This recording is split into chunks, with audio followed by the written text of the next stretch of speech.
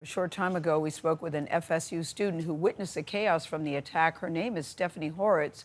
We're sorry to say she was also a survivor of the Parkland shooting back in 2018. 17 people died in that one. Stephanie, good morning to you. I'm so sorry this has happened to you again. I'm so glad that you can join us for this conversation, as difficult as it is. I would imagine, Stephanie, that you never thought that this could happen to you again. Yeah, I mean, I never thought it would happen to me for the first time. And here we are, and unfortunately, this is America for you.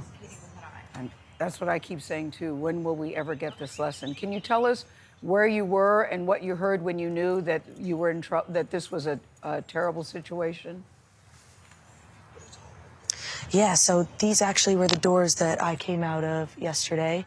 I was in the bowling alley. I am one of the bowling instructors on campus as a one-credit course that students can opt to take.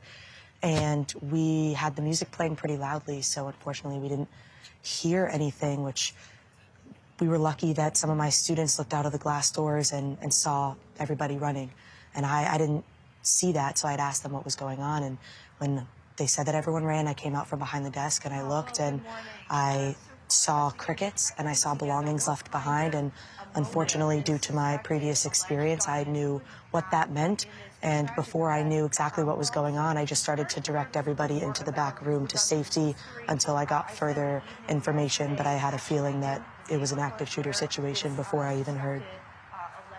What does that mean when you said you saw crickets? What does that mean? There was not a soul in sight. You looked out into that room and you knew there was an emergency. There was not anything there, no movement, dead silence, and laptops open, bags on the floor. I knew what that meant. So, Stephanie, this is Tony Dokoupil, Gayle's colleague here in New York. When you say you knew what that meant, and earlier you said this is America right now, it makes me wonder about the mindset of high school students, of students on college campuses. Is the reality that you're thinking every day this could be the day when there's a school shooting? I mean, for a while, I had thought that. I never thought that before I was 15 years old. And then after surviving the Parkland school shooting at Stoneman Douglas back in 2018, I was a freshman. After that day, I kind of woke up every morning thinking that it could be my last day. I was afraid for my life, every step that I took. And I've come a long way over that time, and I've gotten to a place over these last couple of years where I didn't fear for my life anymore, and I was able to walk around campus and feel safe. And here we are yet again, and that was taken away from me for a second time. I know, Stephanie, I so admire your poise and your composure at this time. You know, for many people, this is just another news story. For you, this is your life. It's now happened to you twice.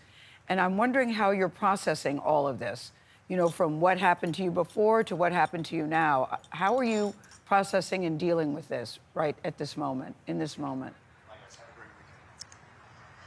In this moment, I haven't processed everything yet. I came a long way over these last 7 years to be in a place of being mentally stable and healthy. And I haven't processed this yet because I'm not ready to potentially go back to a place where I'm a little unsure and not feeling myself. But I want to be there to support others, and I have a support system myself that I'm very grateful for. And yesterday I was responsible for almost 30 students because I was the instructor. So I was looking out for their best interests and keeping them safe, and soon I'll be able to process things myself. All right, Stephanie Horowitz, thank you so much for your time this morning. Thank you. Thank you.